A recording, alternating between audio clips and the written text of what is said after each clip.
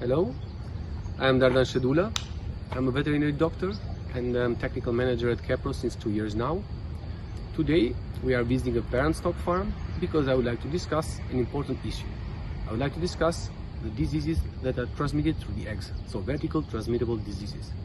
There are different pathogens that could be transmitted from the eggs to the newborn chicks. Those pathogens could be bacterial origin or viruses. Some of the bacterial diseases that can be transmitted through the egg from the parent stock to the young chickens are Salmonella, like Salmonella gallinarum and Salmonella typhimurium, Mycoplasma, Mycoplasma gallisepticum and Mycoplasma synovium. The viral diseases that can be transmitted are avian encephalomyelitis virus, reticuloendotheliosis virus, chicken anemia virus and adenoviruses. It is important to know the health status of the parent stock because this will affect directly the health status of the chickens. Chickens that are infected through the eggs will never be profitable as disease-free chickens.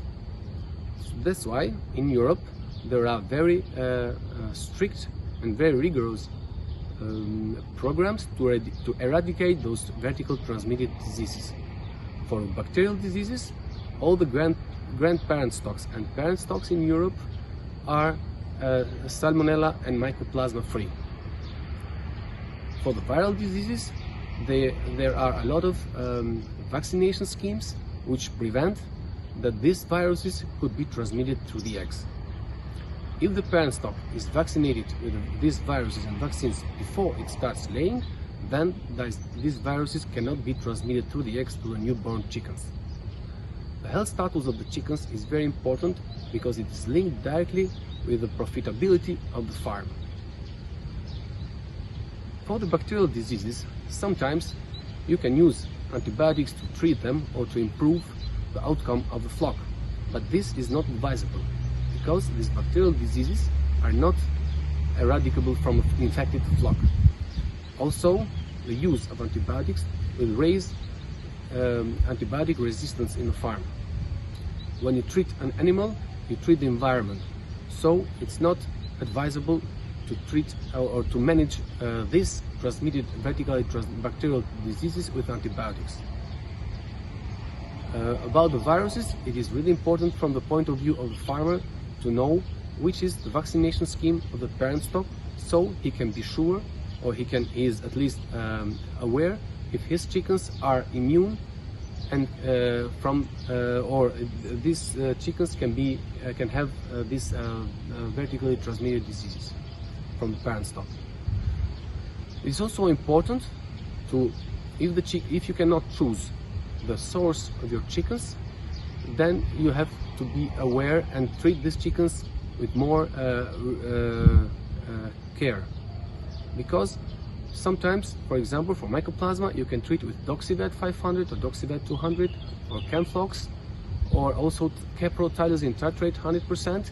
But farmers should be aware that this disease will never disappear from the flock. So if the flock is stressed or has is going through stressful events, then this disease could reappear. That's why it is really important to choose Mycoplasma and Salmonella-free chickens. And if it's not possible, then you can treat the chickens the first days of their life for Mycoplasma, for example, or and also you can stimulate their immune system with blends of vitamin and trace elements like Vitaminotrace or like PowerVit.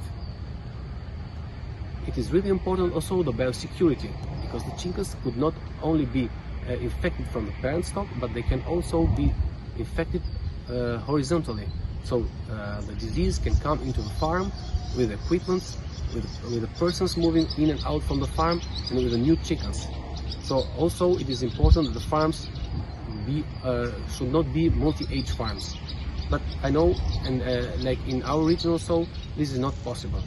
So it is really important that strict biosecurity measures to be in place to keep your investment free and to keep profitable chickens. Hello, this is Josje Hakker from Kepro. Dardan will show you a video how to investigate a broiler breeder flock, and then he's performing some acts which I will explain you in the following movie. First, he's walking into the shed and watching the chickens if they are alert. Then he picks up one chicken and he looks firstly at the comb. Is it red and is it firm, as a sign that the chicken is laying?